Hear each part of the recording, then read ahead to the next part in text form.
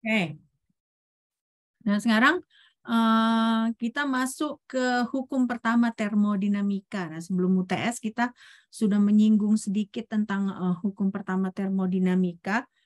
Nah, sekarang kita mempelajari lebih jauh tentang hukum pertama termodinamika ini ya. Oke. Nah, jadi untuk hukum termodinamika yang pertama ini kita mendiskusikan tentang panas dan kerja, ya. Nah, jadi kalau misalnya kita ingat kan mungkin sekitar 2 minggu yang lalu apa 3 minggu yang lalu kalian kan ada belajar ingat sistem terbuka, ya kan? Sistem tertutup dan sistem terisolasi, ya kan?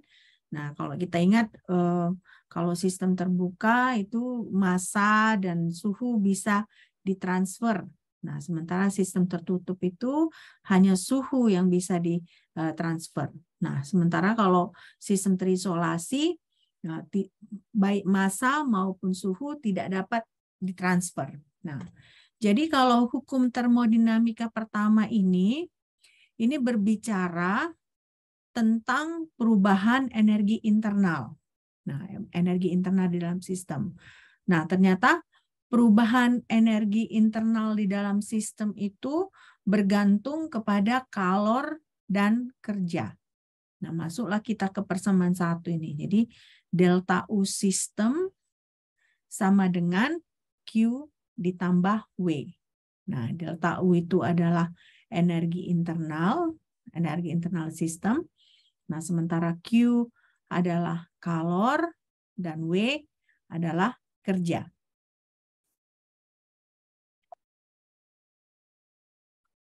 Nah, berarti definisinya di sini kan kita ingat kemarin kalau sistem terisolasi itu tidak ada massa maupun suhu yang bisa ditransfer. Nah, makanya kalau misalnya kita punya sistem terisolasi, energi internalnya itu tidak ada perubahan, ya, karena tidak ada perubahan massa dan suhu. Akibatnya berarti kalau misalnya sistem terisolasi itu berarti delta U sama dengan 0, otomatis berarti Q sama dengan 0, W sama dengan 0. Nah, ini definisinya ya. Jadi nanti kan dalam soal itu biasanya didefinisikan bahwa ini dia sistemnya begini. Nah, kalau kita disebut misalnya ditanyakan, oke, ini ada sistem yang terisolasi, berapa nilai dari delta U-nya? Otomatis kita jawab 0. Nah, karena selama sistem itu dalam keadaan terisolasi, nah energi internalnya adalah konstan, yang berarti adalah otomatis tidak ada perubahan. Nah, sekarang kita masuk ke proses eksotermik dan proses endotermik pada sistem tertutup. Nah, bedakan ya kalau sistem terisolasi tadi, ini kan sistem terisolasi, itu tidak ada massa maupun suhu yang bisa kita transfer. Ya.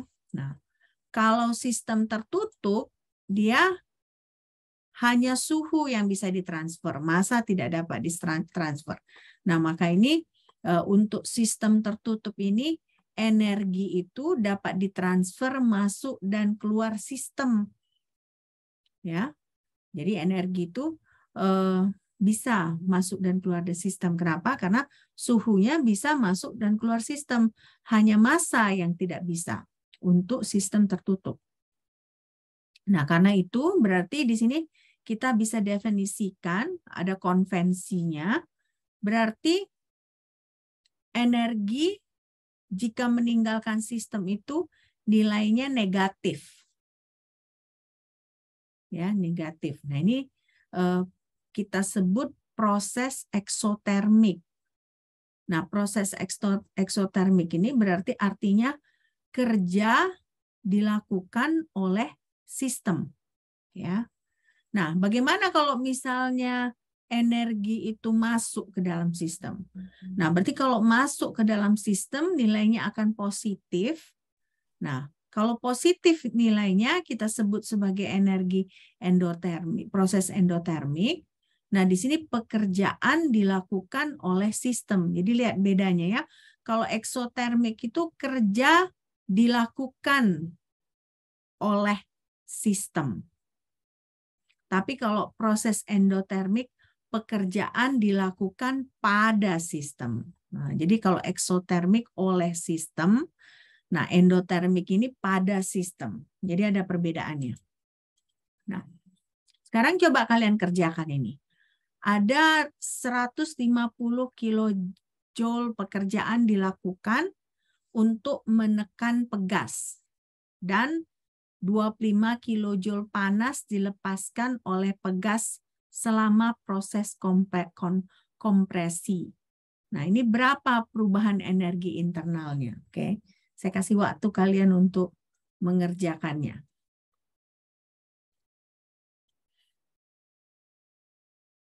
Ya, jadi 150 kilojoule ini apanya?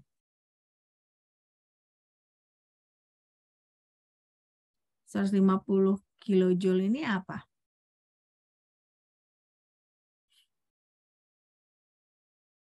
25 kilojoule apa? Nah, yang ditanyakan apa? Apa yang ditanyakan di sini? Energi. Hah? Perubahan. Apa yang ditanyakan?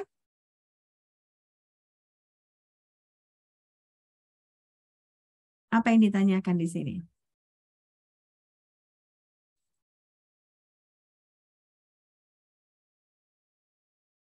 Ada yang bisa jawab? Apa yang ditanyakan di sini?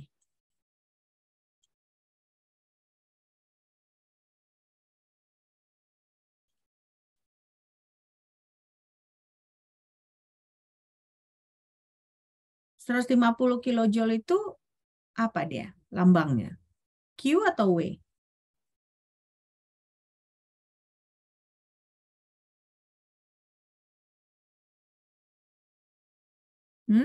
Q atau W? W, Bu. W, karena dia pekerjaan, ya kan? Nah, berarti 25 kilojoule ini apa? Q atau W?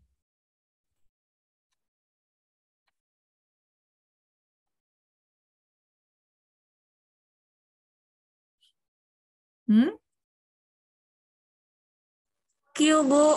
Q. Nah, berarti apa yang ditanyakan di sini? Energi internal itu apa?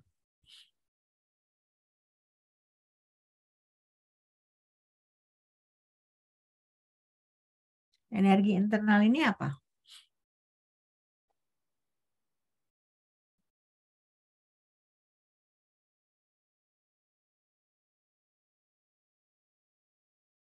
Halo? Coba dinyalakan videonya. Coba dinyalakan videonya semua.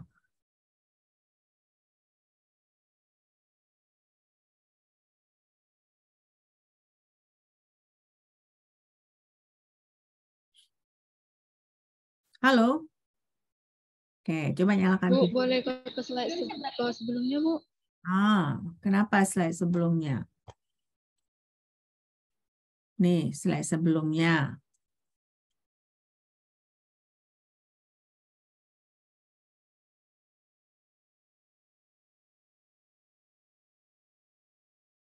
Jadi yang ditanyakan delta U. Nah, jadi berapa delta U-nya? Kalau kasus 175 kilojoule. 100 berapa?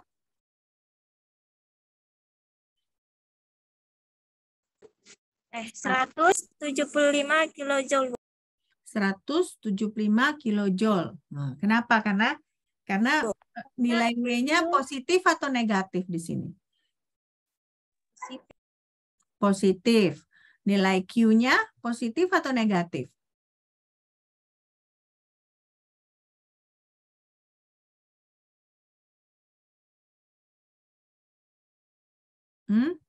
Negatif, Bu. Karena dia melepaskan. Nah, negatif. Berarti delta U-nya berapa nilainya? 125 kilojoule, Bu. Kita lihat benar nggak jawabannya.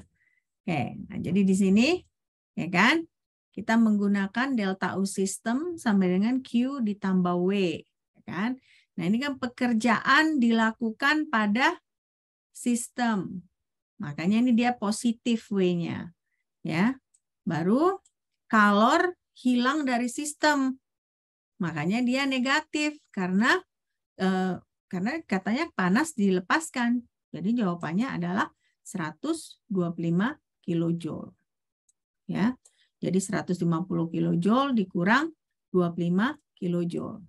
Oke, jadi kesannya seperti gampang-gampang gitu ya, tapi kalau kita salah konvensi tanda dari kerja dengan Q-nya, jawaban kita salah, ya kan? Oke. Nah, sekarang coba contoh yang kedua ini. Misalkan pekerjaan 100 kilojoule, ya kan, dilakukan oleh motor. Tetapi motor juga mengeluarkan panas 10 kilojoule saat melakukan pekerjaan ini. Nah, berapa perubahan energi internal motor selama proses tersebut? 110, men. 110. Nah, pekerjaan di sini positif negatif? Negatif, Bu. Nah, negatif. Nah, panasnya ini berarti positif atau negatif? Negatif juga. Nah, berarti delta U-nya sama dengan? Min 110 kilojoule. Negatif 110 kilojoule. Nah, jadi harus hati-hati kita dengan konvensinya ya. Nah, nggak sembarangan. Jadi kalau kalian jawab 110 kilojoule, misalnya kalian jawab positif, salah. Kenapa? Karena kan yang dari konvensinya ini kan kita tahu kalau misalnya dilakukan oleh motor, berarti kan dilakukan oleh sistem. Berarti dia negatif 100. Nah, ini juga panasnya, dia panasnya tidak masuk ke dalam sistem, tapi keluar dari sistem. Nah, otomatis berarti negatif 10 kilojoule. Nah, makanya jawabannya di sini delta U-nya adalah negatif 110 kilojoule. Oke. Nah, sekarang berarti masuk kita pekerjaan ekspansi dan kompresi. Nah, pekerjaan itu kan W. Nah, W ini bisa kita hitung dengan berbagai macam formula. Ya. Nah, formula pertama kita hitung bisa dari hasil kali gaya dan jarak atau jalur. Nah, dalam hal ini jalurnya itu kita sebut DS. Nah, jadi W ini sama dengan integral FDS. Ya. Nah, integral FDS. Nah, ini adalah gaya kerja yang merupakan vektor, ya, keduanya vektor. Vektor, oke. Nah, jadi berarti kita bisa sebut kerja sama dengan integral dari gaya friction. Apa itu friction? Friction ini apa? Hah? Friction apa? Apa friction?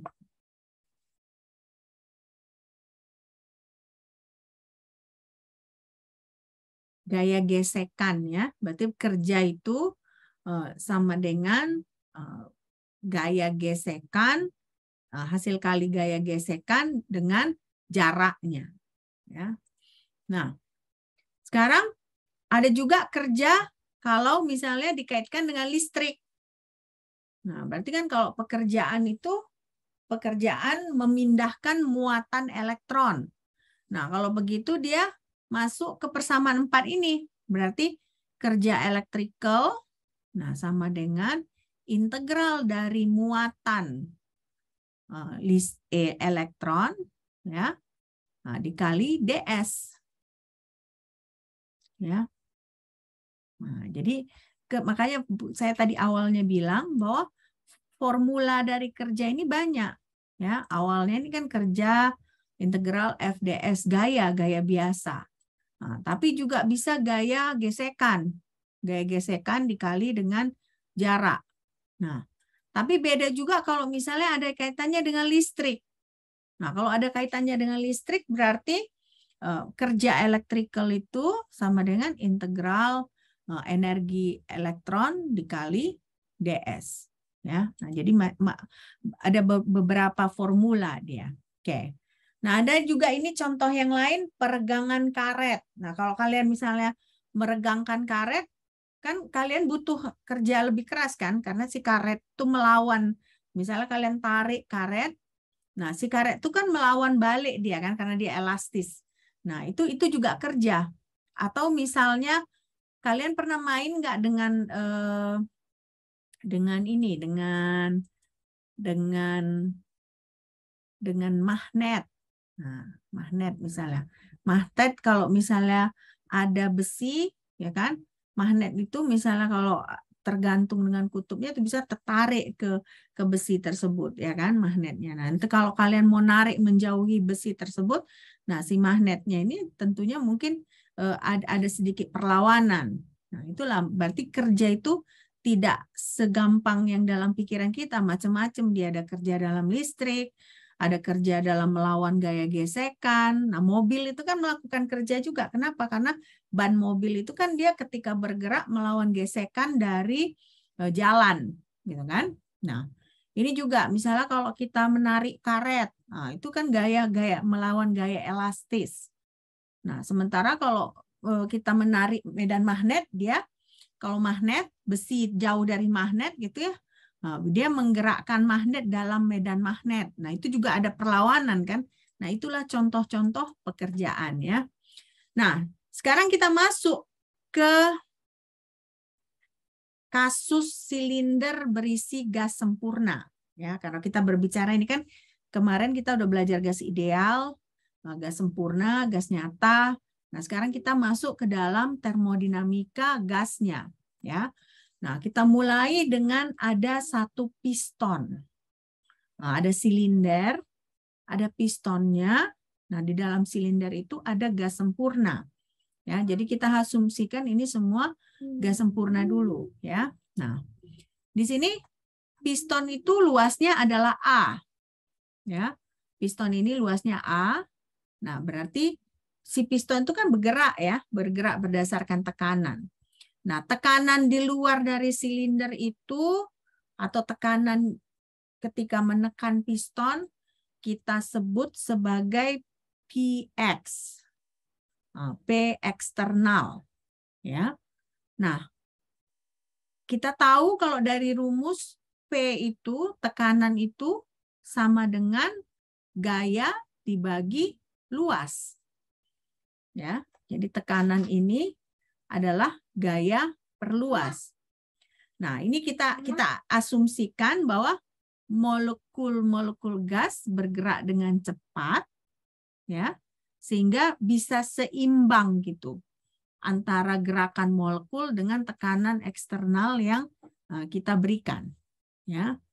Nah, ini introduction-nya dulu, ya kan? Jadi kita pertama kita tahu ada piston, pistonnya itu luasnya A. Nah, baru ada tekanan eksternal yang diterapkan ke dalam piston tersebut. Nah, selain itu kita tahu dari pelajaran yang lalu kita tahu kalau misalnya tekanan itu adalah gaya dibagi luas. Oke. Kenapa Yuni bilang kita daring? Kalian kira kita nggak daring ya? Ya. Hah? Iya, Meg. Oh, astaga. Bukannya saya udah bilang kita sesudah UTS daring? Hah? Kalian lupa? Kalian lupa ya? Hah? Iya, Meg. Oh, kenapa kok lupa? Masih muda kok pelupa? Kami kira, Mem, setelah UTS offline lagi, Mem. Nah, setelah UTS kita daring kan? Kan balik sekarang angkatan 2020, angkatan 2019 yang offline. Kenapa rupanya? Kalian prefer daring rupanya? Prefer offline? Hah?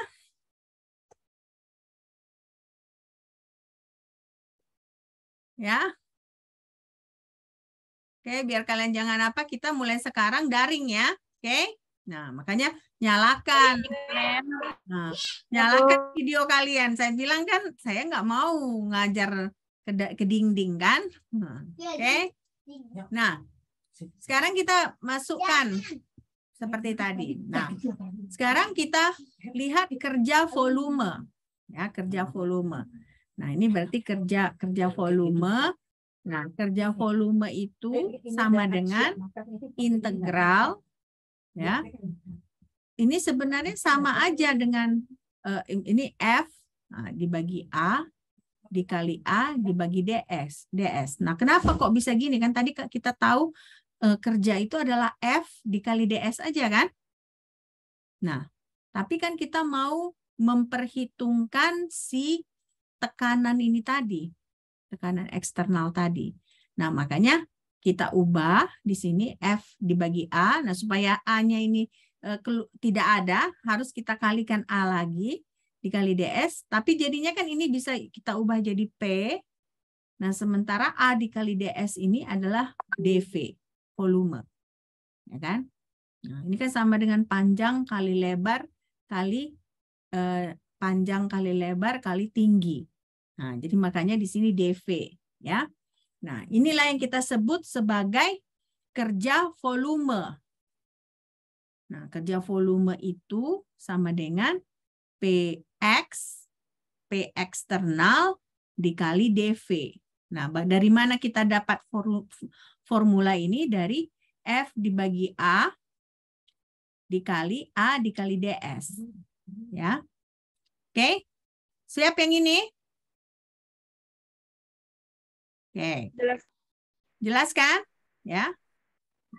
Jadi jangan bingung kalian. Maksudnya kenapa kok tiba-tiba kan tadi awalnya kita kan hanya F dikali DS.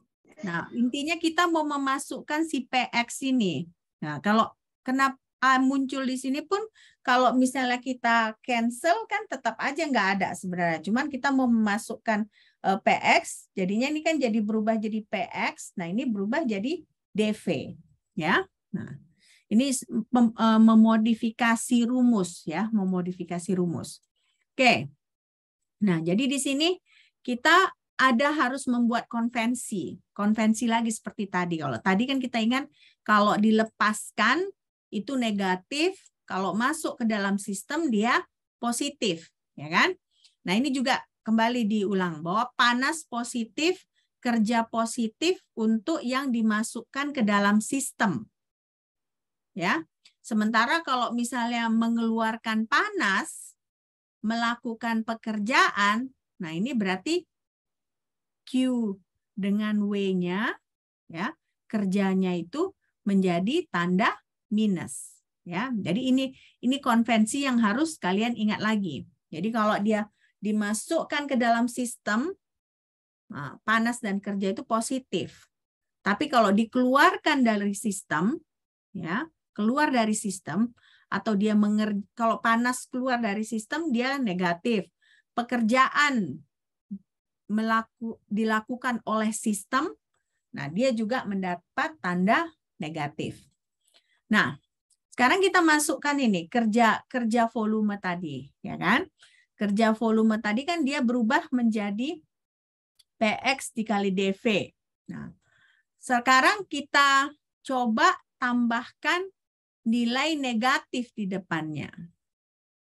Nah, berarti kalau nilai negatif ini akibatnya delta V-nya itu bernilai negatif. Nah, kalau delta V ini bernilai negatif, kan ini kan akhirnya jadi delta V. Nah, kalau delta V bernilai negatif, berarti pekerjaan dilakukan pada gas.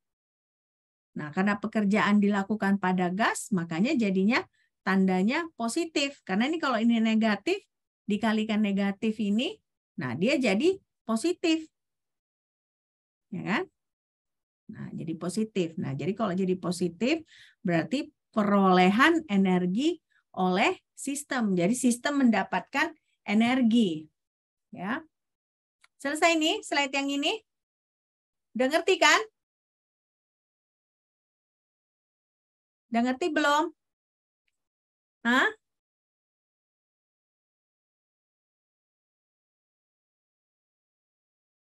Ngerti atau tidak?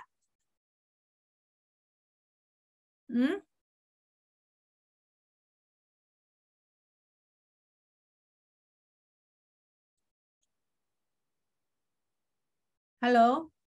Kalian nggak dengar suara saya atau gimana ini? Dengar, Nem. Dengar. Jadi kok nggak respon?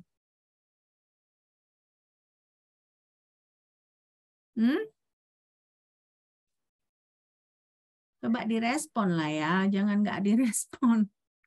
Oke. Nah, sekarang bagaimana kalau volume gas meningkat? Berarti kalau volume gas meningkat kan delta V-nya positif. Nah, berarti kalau delta V positif, otomatis si W-nya kan tadi negatif ya. Berarti kalau W negatif, pekerjaan dilakukan oleh gas untuk menggerakkan piston. Nah, berarti ini yang terjadi adalah energi hilang dari sistem. Nah, berarti tanda kerjanya negatif. Ya kan? Nah, kalau kalian bingung, misalnya ini kan tandanya negatif kan? Nah, kalau misalnya ini delta V-nya ini negatif, otomatis negatif dikali negatif kan jadi positif, makanya pekerjaannya positif. Tapi kalau misalnya delta V-nya positif, nah positif dikali negatif di sini dia kan jadi negatif, makanya pekerjaan itu dia jadi negatif. Nah, kalau pekerjaan negatif kan berarti pekerjaan dilakukan oleh sistem. Nah, berarti energi bagaimana? Energi keluar dari sistem, ya. Nah, jadi tanda kerjanya di sini negatif. Nah, itu yang kalian harus perhatikan. Oke, nah sekarang kita melihat ekspansi kontraksi yang tidak dapat dibalikkan terhadap tekanan konstan, ya. Tunggu dulu, nggak usah kita pakai slide yang ini ya.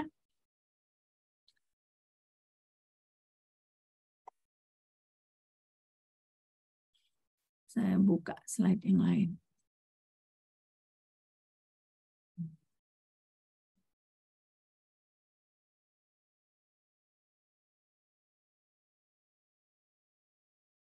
Nah, sekarang kita masuk pekerjaan ekspansi, ya kan? Nah, tadi kerja volume kan, awalnya kita sudah belajar kerja volume. Nah, sekarang kita masuk kerja ekspansi. Nah, pekerjaan ekspansi itu dia bisa dilakukan secara reversible atau irreversible. Nah, apa beda reversible dengan irreversible ini? Kalau reversible bagaimana?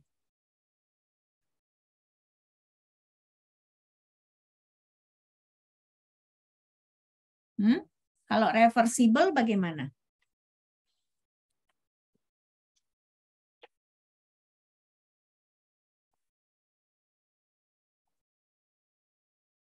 Apa artinya reversible? Apa artinya reversible? Kalau saya sebut sesuatu itu reversible, berarti bagaimana? Masih bolak-balik, Mem. Nah, bolak-balik. Berarti kalaupun pekerjaan ekspansi yang reversible, berarti dia masih bisa balik lagi dia kan. Kita ekspansikan, tapi dia masih balik lagi. Tapi kalau saya bilang pekerjaan ekspansinya irreversible, berarti dia tidak dapat balik lagi. Kalau sudah kita lakukan pekerjaan tersebut, dia tidak dapat balik lagi. Nah, jadi makanya kita harus bedakan antara pekerjaan yang dilakukan secara reversible dan pekerjaan yang dilakukan secara irreversible. Ya. Nah, contohnya ini. Misalnya kita punya tekanan eksternalnya konstan. Konstan, ya. Nah, ekspansi terhadap tekanan eksternal yang konstan. Nah, jalurnya tidak dapat diubah. Nah, ini maksudnya apa kalau jalurnya tidak dapat diubah? Berarti kalau jalurnya tidak dapat diubah, berarti gasnya itu tidak dapat dikompresi ulang. Berarti maksudnya setelah dikompresi gas tersebut, nah, karena tekanannya konstan, dia irreversible. Berarti nggak bisa lagi dia balik ke posisi semula. Sesudah dikompresi, ya tetap di posisi itu.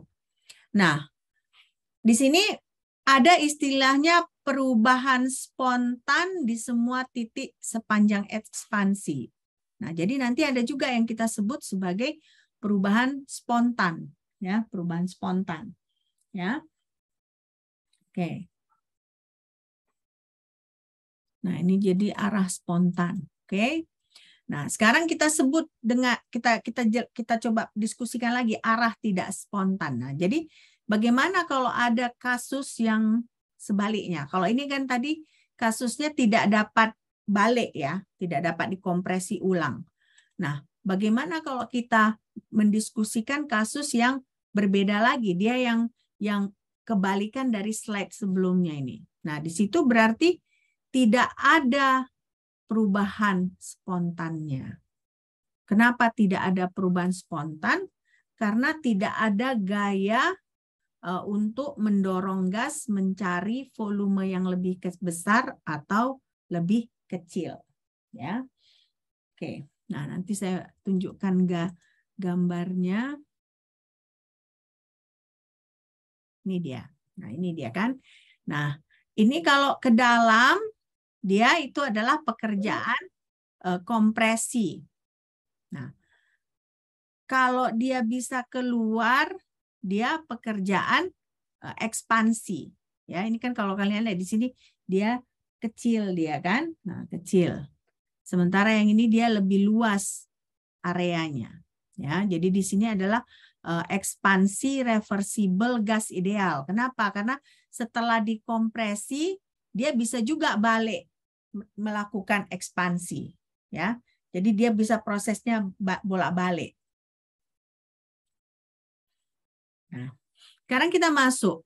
Berarti kalau misalnya kita sebut gas itu mengalami ekspansi yang reversible, ya kan? Tekanan eksternalnya itu kita ganti dengan sebutan P. Nah, tidak lagi kita pakai P eksternal, tapi P. Nah, di sini berarti kerja, ya kan? Perubahan kerja itu sama dengan negatif PdV. Nah, ini tadi kan kerja volume kan? Kalian tadi ingat ya yang awal-awal kerja volume. Nah, berarti kalau kita integrasikan ini W sama dengan negatif PdV. Nah, ini kalau kerjanya gasnya mengembang secara reversibel. Gasnya mengembang secara reversibel. Nah, berarti kalau misalnya kita integralkan, ya kan, W sama dengan negatif PdV. Nah, ingat P ini tadi kan gas ideal. Kita masih asumsikan gas ideal, ya kan. Nah, berarti P itu sama dengan nRT dibagi V. Ya kan, nRT dibagi V.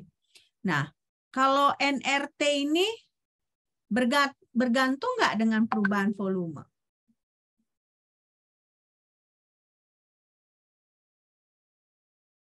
Bergantung nggak? Harus kita masukkan nggak ke dalam integral proses integralnya atau bisa kita keluarkan dari proses integralnya? Bisa nggak kita anggap ini sebagai konstanta?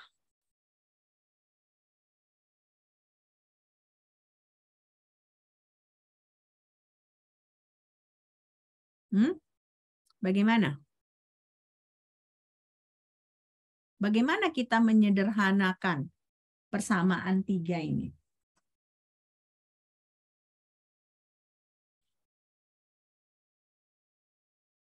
Harus nggak kita ikut integralkan si nRT ini? Atau cukup kita integralkan dV per V? Bagaimana? Bisa nggak kita anggap ini sebagai konstanta nRT?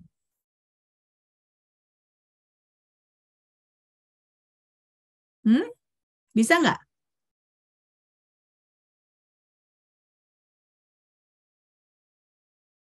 Bisakah? Bisa nggak? Nggak bisa, Mem. Harus kita masukkan. Harus kita masukkan. Jadi kalau harus kita masukkan, apalah hasil integralnya itu berarti? Kalau nRT itu harus kita masukkan di proses integral itu.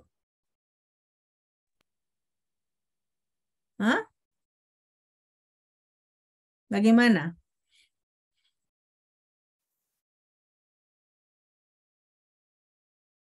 Ini kan berarti yang bisa kita integralkan kalau misalnya dia juga berpengaruh pada perubahan volume. Nah, kira-kira ini ketika volume berubah nggak nRT ini? N itu apa? N itu apa?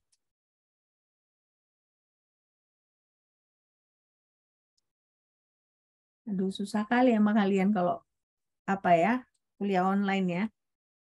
N itu apa? Coba. Halo?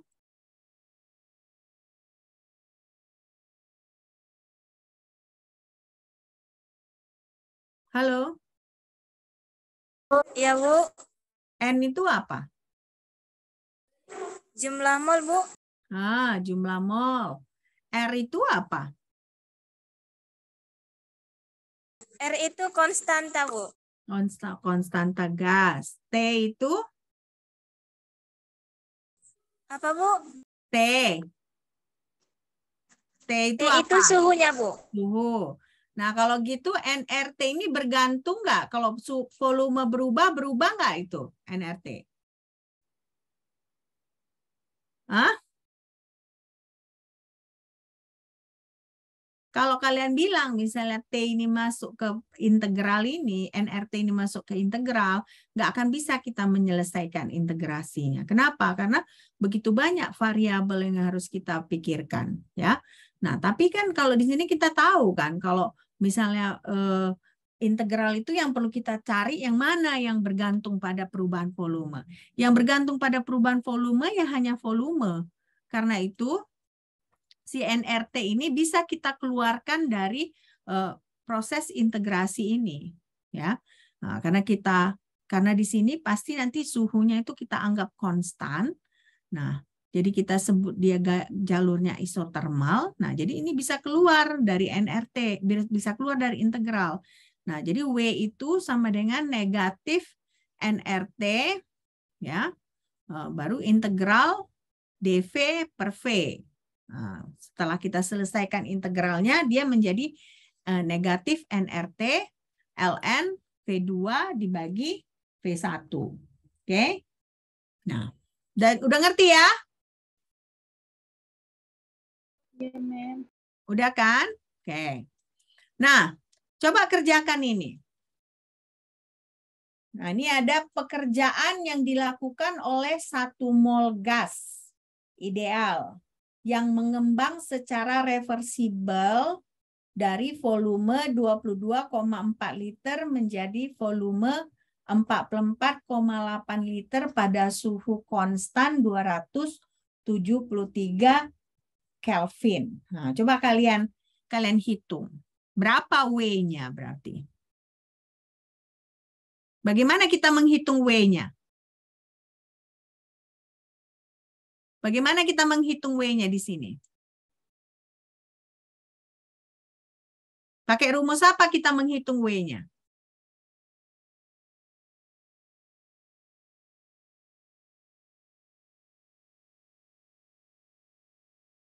Pakai rumus apa kita menghitung W-nya ini?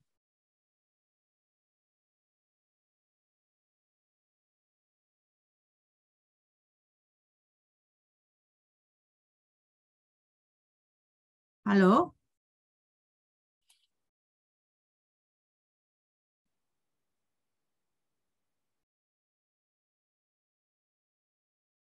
Rumus persamaan yang keempat.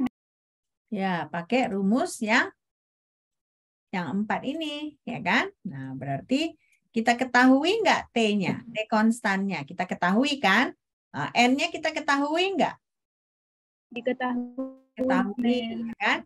Nah, V2 dengan V1-nya kita ketahui juga kan? Iya, Mem. Tapi harus hati-hati kalian yang mana V2-nya di sini. V2-nya itu berarti 44,8 ya kan? Nah, V1-nya 22,4. Nah, jadi berapa W-nya ini? Berapa nilai W-nya?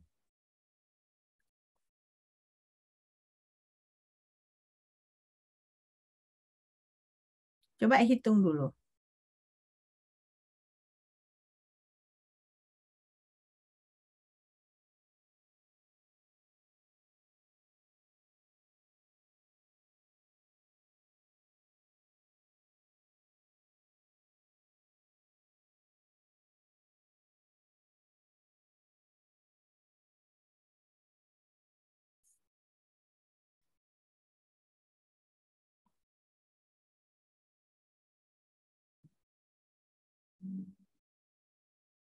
Oke, berapa W-nya? Mem itu pakai LAN-nya, Mem. Hah? Kenapa? Itu pakai LAN-nya. Apa LN kan? Pakai LN. Ini pakai LN kan? Apa pertanyaannya tadi? LN dari V2 per V1 ya, Mem? Iya, LN dari V2 dibagi V1.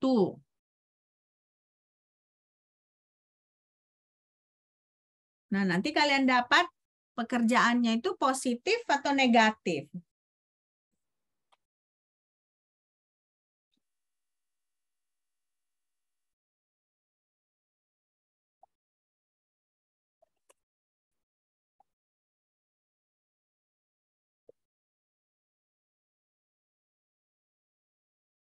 Berapa W-nya kalian dapat?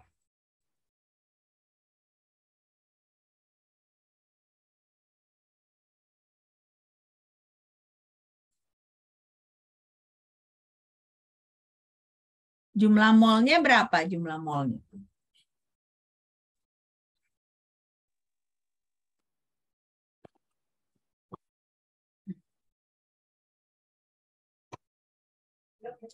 Dulu 15,509, Mem. Berapa? 15,509.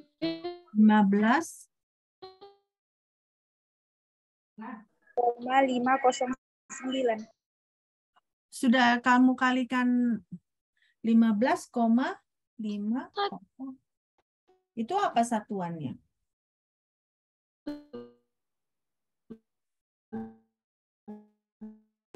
Bentar ya, Mem. Satuannya apa kamu bikin itu?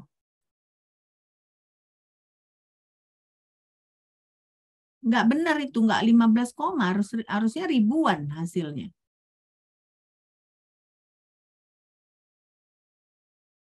Coba dihitung ulang, bagaimana cara menghitungnya? Coba kalian share dulu pekerjaan kalian. Coba di-share dulu. Bisa nggak kalian share pekerjaan kalian?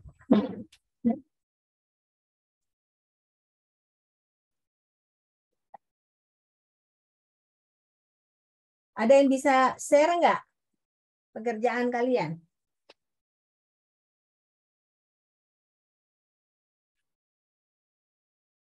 Coba, ada nggak yang bisa share?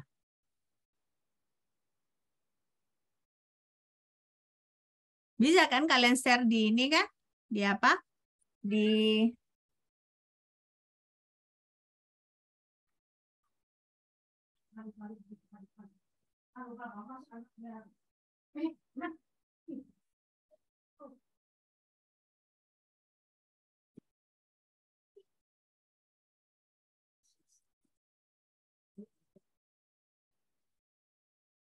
ada yang dapat jawabannya yang lain?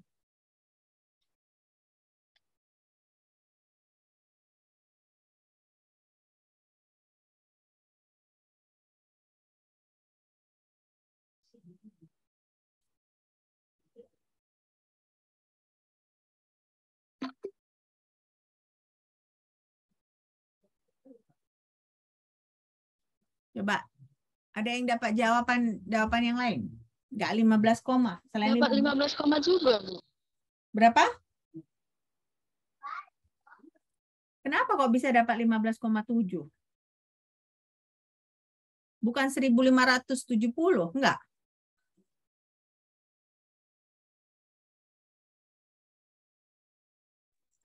LAN 2, Mem, 0,639, Mem. 0,3. Ya, 0,693 kali 273, bukan? Nah, kali 273 berapa? Enggak kalian kalikan suhu. Kalian kalikan suhu enggak?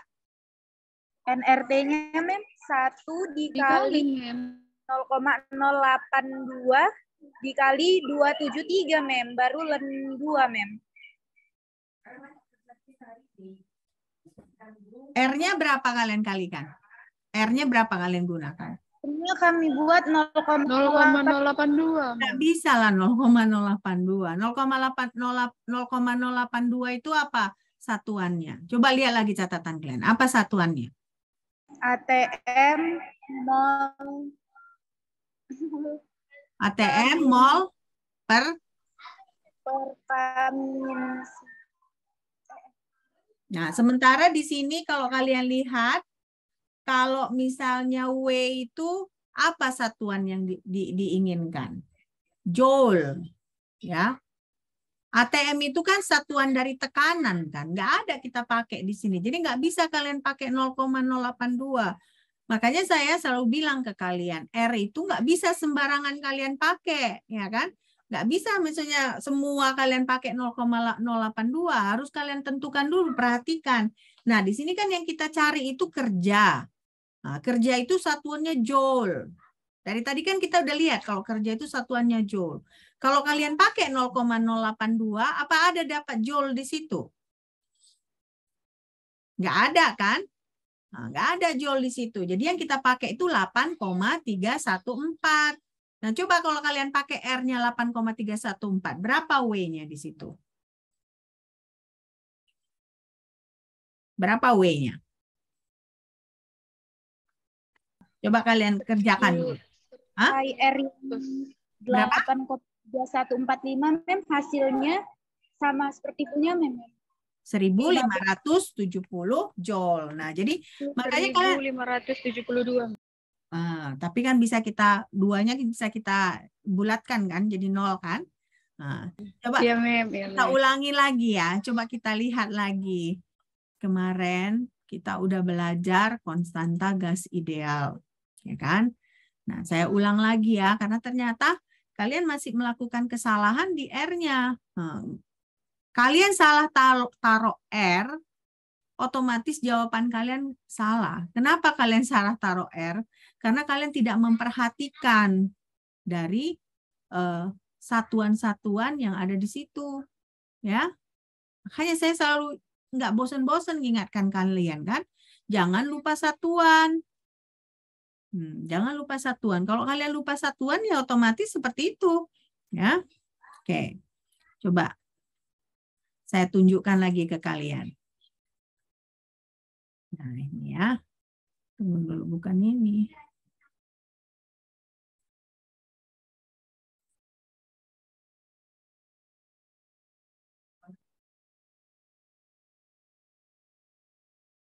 Terlalu banyak saya ini. Ya.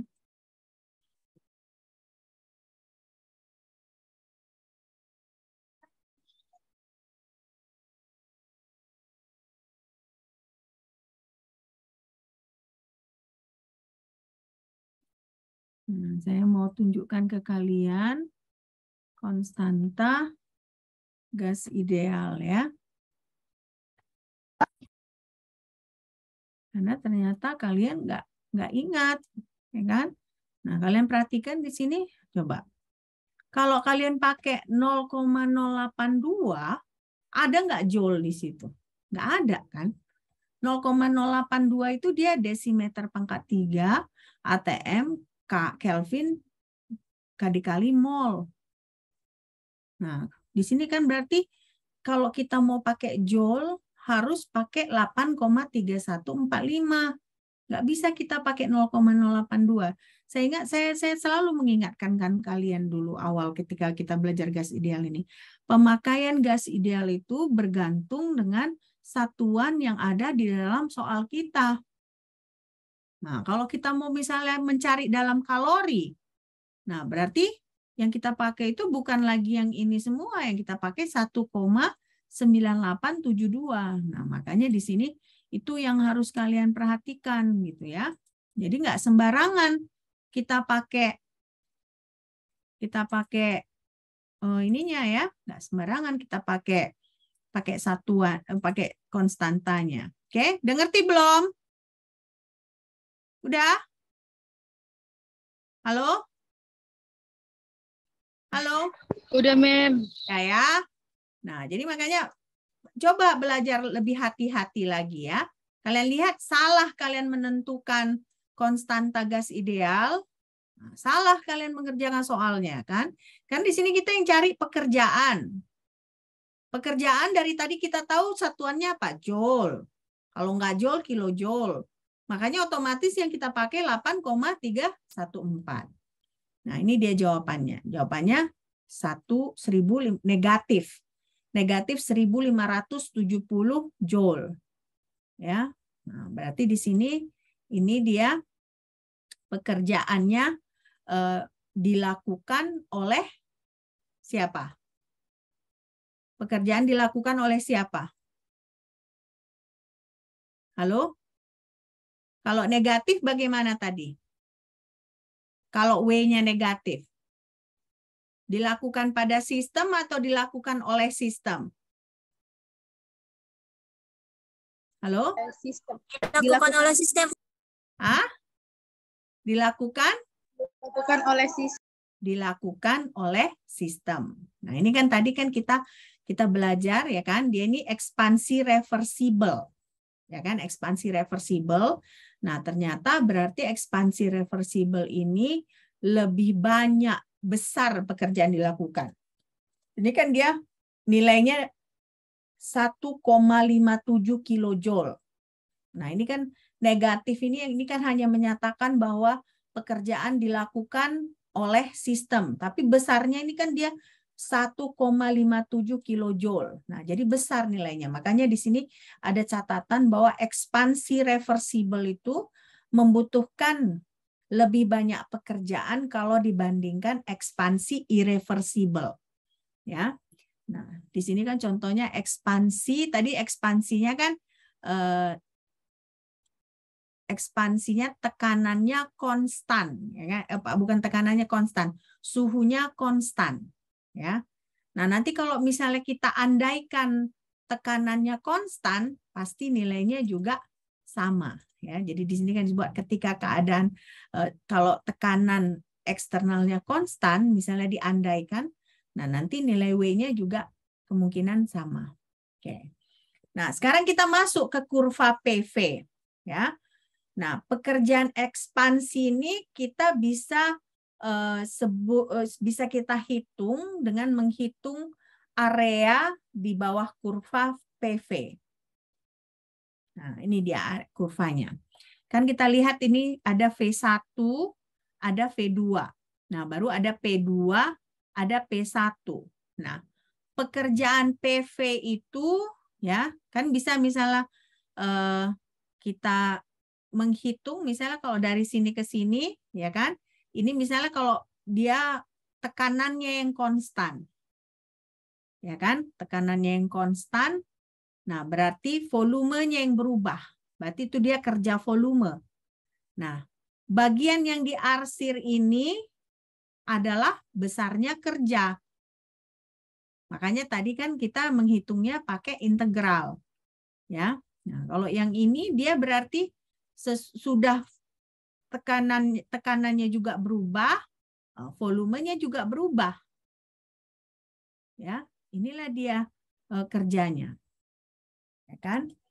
Nah, jadi bahwa di sini kita bisa lihat ya dari kerja ini ekspansi yang reversible itu adalah pekerjaan yang diarsir yang ini dua-dua. Sementara yang irreversible itu yang abu-abu gelap ini aja.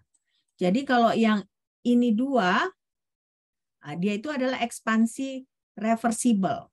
Kalau digabungkan dua dia. Tapi kalau misalnya hanya yang ini, berarti kan tekanannya konstan. Nah, kita sebut volumenya berubah, itu dia hanya ekspansi yang irreversible. Ya. Oke. Nah, sekarang kita masuk ke kerja maksimum. Kerja maksimum itu berarti pekerjaan yang dihasilkan oleh jarum reversible yang menghubungkan keadaan awal dan keadaan akhir. Nah, ini jadi pekerjaan yang maksimum, ya, pekerjaan yang maksimum. Oke. Oke, masuk ke delta U. Nah, delta U ini dia tadi energi internal. Kalau kita berbicara proses reversible isotermal, berarti si delta U ini dia 0 untuk gas ideal. Ya, nanti jadi kalian harus ketahui ini karena nanti banyak perhitungan, misalnya ditanyakan ini keadaannya seperti ini, berapa delta U-nya. Nah, jadi kalian harus tahu kalau misalnya delta U proses reversible isotermal, nah dia adalah 0 untuk gas ideal. Ya. Nah, sekarang kita masuk ke energi kinetik translasi. Nah, berarti kan energi kinetik itu misalnya kita punya sistem. Nah, sistem itu dia energi kinetiknya itu dihitung dari karena misalnya partikel-partikel, molekul-molekul yang di dalam sistem itu melakukan pergerakan. Ya. Nah, disitulah dihasilkan energi kinetik dari sistem. Nah, makanya di sini disebut energi kinetik translasi, ya, energi kinetik translasi. Nah, berarti sekarang kita masuk energi kinetik rata-rata ini, ya, dia itu adalah fungsi dari suhu. Kenapa dia fungsi dari suhu? Karena misalnya di awal-awal kan kita pelajari ada benda panas, ada benda dingin, ya kan? Benda panas, benda dingin. Nah, jadi kalau misalnya kita sebut dia benda dingin, suhunya rendah, nah biasanya energi kinetiknya juga rendah. Tapi kalau misalnya benda panas, dia suhunya tinggi, energi kinetiknya lebih besar. Nah, jadi makanya di sini kita tahu bahwa energi kinetik rata-rata ini adalah fungsi dari suhu. Nah, tapi tetap untuk proses isotermal, makanya isotermal itu kan suhunya konstan, ya kan? Nah, untuk proses isotermal gas ideal, delta U itu sama dengan 0. Kenapa? Kalau misalnya tidak ada perubahan suhu, otomatis energi kinetiknya itu tidak berubah. Nah, berarti energi internalnya itu adalah sama dengan 0. Nah, makanya di sini kita sebut energi kinetik rata-rata adalah fungsi dari suhu. Ya. Nah, proses berarti di sini kita masuk. Siapa yang nyoret ini? Kenapa dicoret now? Kenapa dicoret slide saya? Nggak tahu, aku mau kepencet, Bu. Maaf ya, Bu. Oke. Kenapa dicoret? Ini gimana ini memperbaikinya?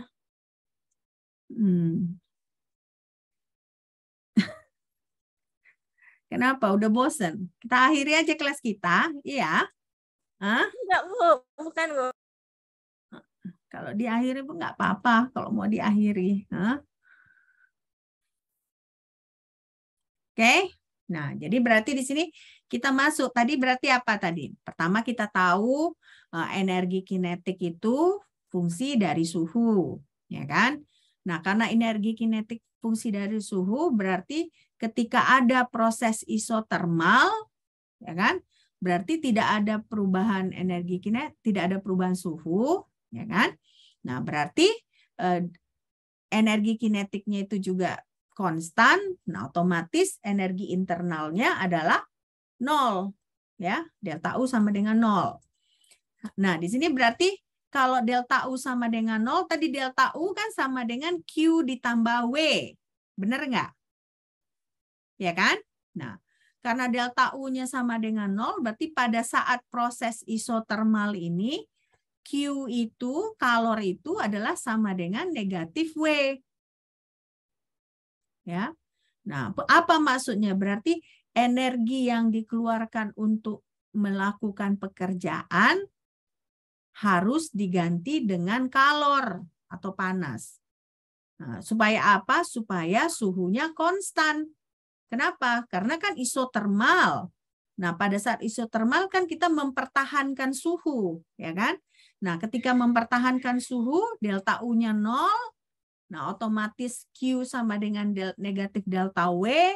Nah, berarti kalau kita mau ada melakukan kerja, nah itu berarti harus diganti dengan panas. Oke? Nah, Bagaimana kalau misalnya volumenya konstan? Itu tadi kan suhunya yang konstan. Nah, kalau volumenya konstan ini berarti gasnya itu mengalami kompresi.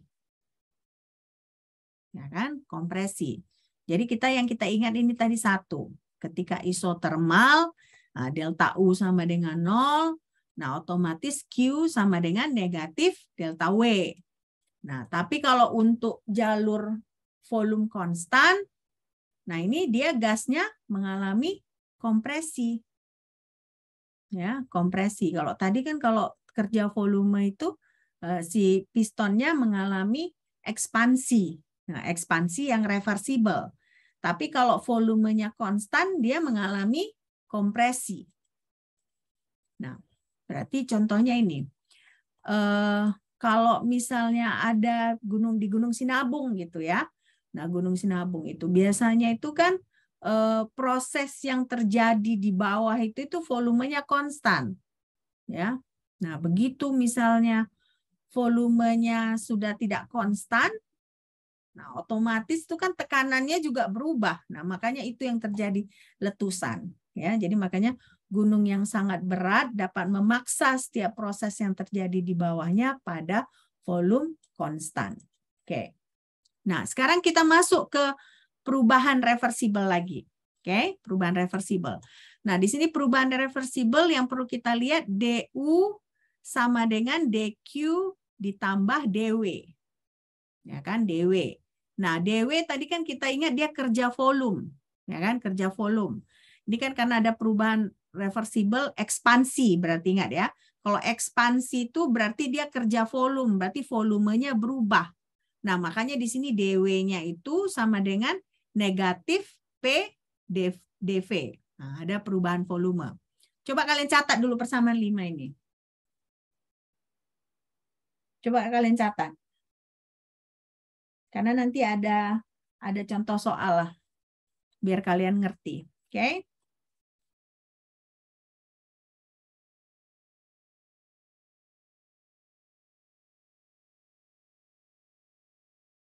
Sudah dicatat? Selesai? Udah?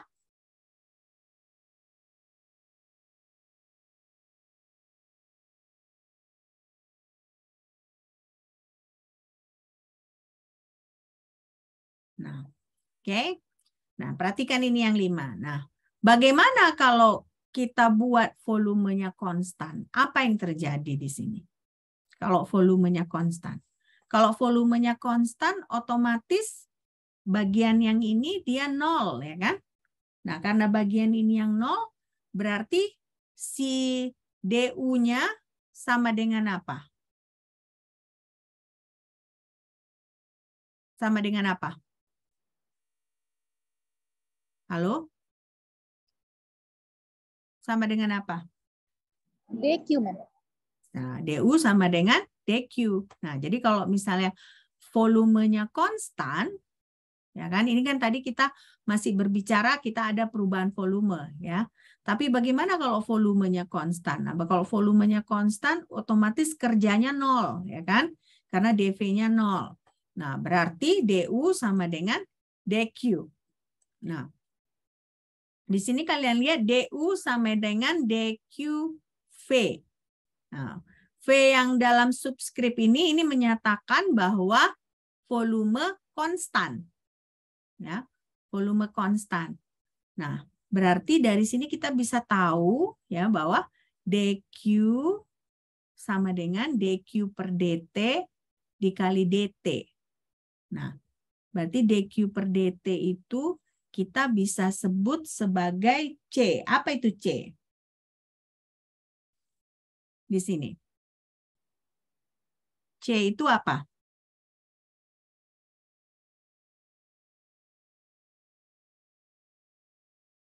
C adalah apa? C adalah kapasitas panas, ya. Nah, kapasitas panas. Nah, berarti kalau misalnya si C-nya ini kapasitas panas ini kita tentukan pada volume konstan itu yang kita sebut sebagai CV. Nah, jadi CV ini adalah kapasitas panas volume konstan, atau misalnya ini sama dengan DU per DT. Nah, ini kan di dalam kurung kita buat V gini dia di subskripnya. Nah, ini menyatakan bahwa kapasitas panas yang kita hitung ini adalah pada saat kondisi volumenya konstan. Ya. Nah, berarti kan tadi kita ingat tadi gimana? Di sini Q-nya. DQ sama dengan CDT, ya kan?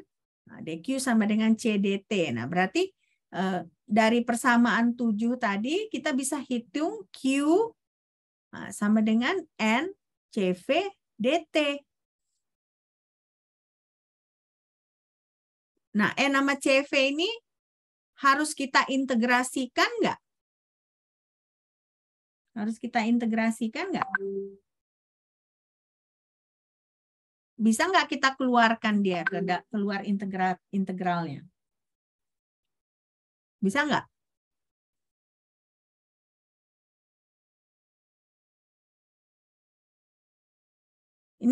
Ini bisa nggak kita keluarkan dia ke depan integral ini? C sama N sama dengan CV ini.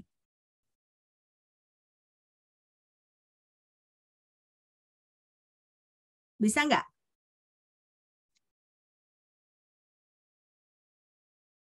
Agak capek ya ngajar kalian online ya. Bagaimana? Bisa nggak? NCV ini bisa nggak kita letakkan ke depan proses integral ini?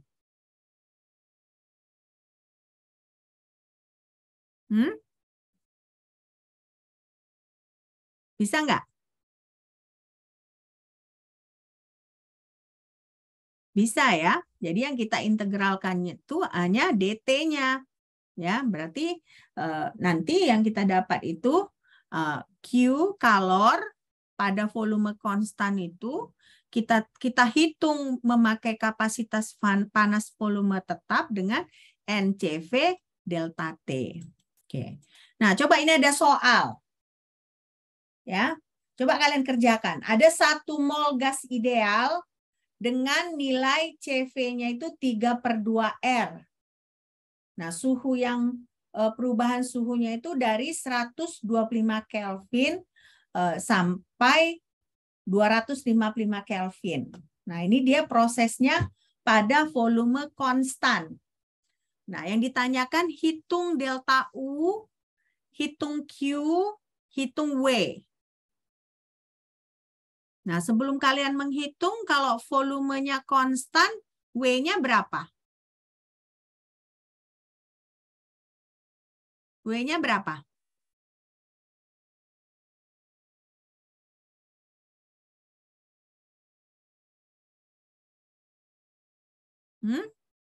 W-nya berapa? Tadi W menghitungnya bagaimana? Bagaimana rumus W? Rumus W bagaimana? W sama dengan min NRT kali P1 per P2. Hah?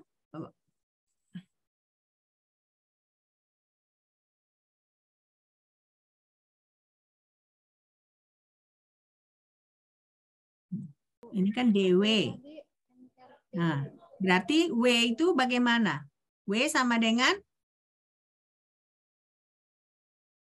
W sama dengan? Ini udah saya tunjukkan. W sama dengan? Bagaimana W-nya di sini? W sama dengan apa?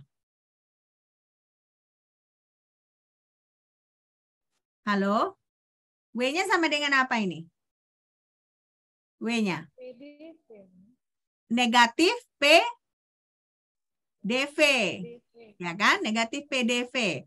Nah, sekarang pada soal ini tadi, ya kan? Bagaimana dibilang volumenya? Volumenya konstan. Konstan, Mem. Volumenya konstan. Nah, berarti W-nya sama dengan berapa?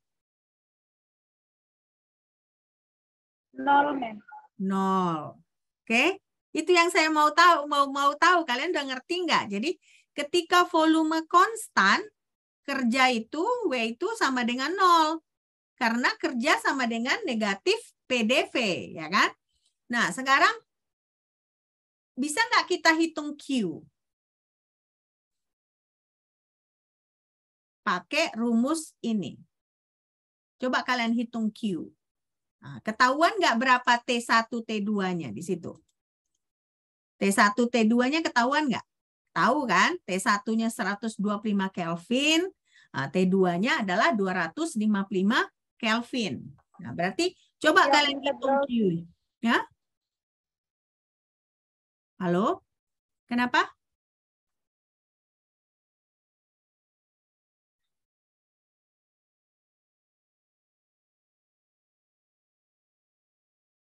Bisa kan? Coba kalian hitung kan? Q-nya pakai rumus yang ini. N-nya berapa? Jumlah molnya berapa? Dari soal 1, ini. mem. 1. 1. CV-nya berapa?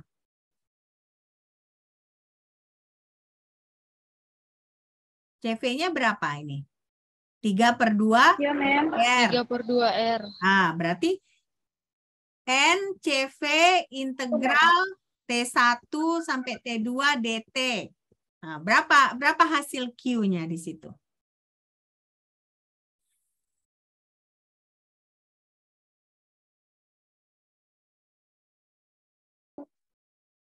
Berapa hasil Q-nya?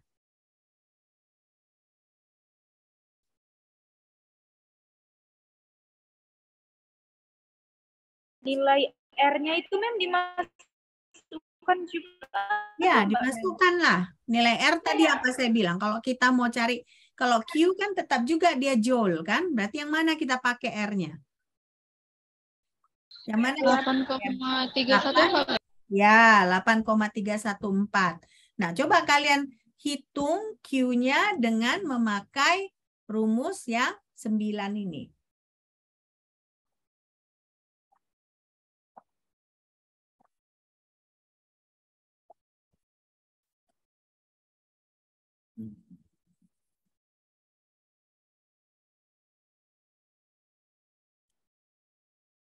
Berapa Q-nya?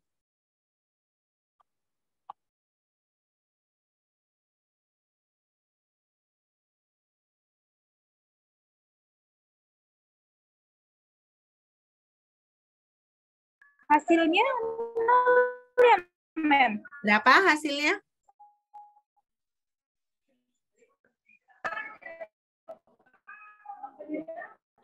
Berapa hasilnya? Q-nya berapa?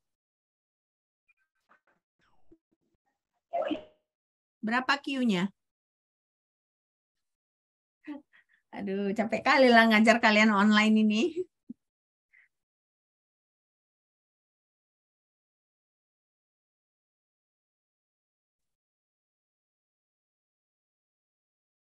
Berapa nilai Q-nya? Halo, halo. Halo PSPK 21C. Nah, berapa Q-nya? Mem,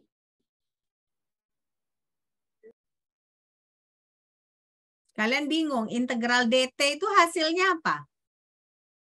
bentar. Hah?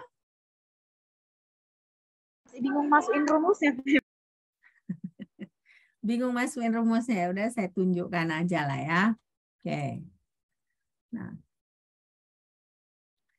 jadi kita kan yang ditanya itu berapa delta U-nya, berapa Q-nya, berapa W-nya, ya kan?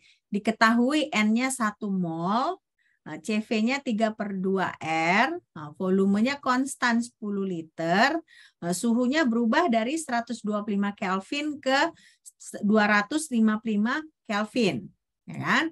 Nah, di sini W-nya sama dengan 0 ya, karena volumenya konstan. Ya. Tadi kan ingat kan, kalau W itu negatif PDV. Nah, kalau V-nya konstan, otomatis kan DV-nya 0. ya kan? Kalau dV-nya 0, otomatis W-nya sama dengan 0. Oke. Nah, sekarang kita masuk mau menghitung Q. Nah, ini kan prosesnya proses isokorik. Kenapa isokorik? Karena volumenya konstan. Ya kan? Kalau tekanan konstan isobar. Nah, kalau misalnya suhunya konstan isoterm. Ya kan? Nah, ini dia proses isokorik karena volumenya konstan. Nah, berarti Q di sini kita harus pakai kapasitas panas volume konstan untuk mencari Q. Nah, jadi makanya di sini kita integralkan ya. NCV dt, batas pertamanya T1, batas akhirnya itu T2.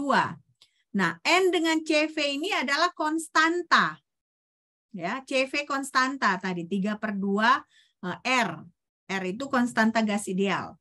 Nah, N ini adalah mol. Nah, jadi bisa kita keluarkan di luar integral. Jadi tinggallah integral T1 ke T2 dt. Nah, integral dt itu apa?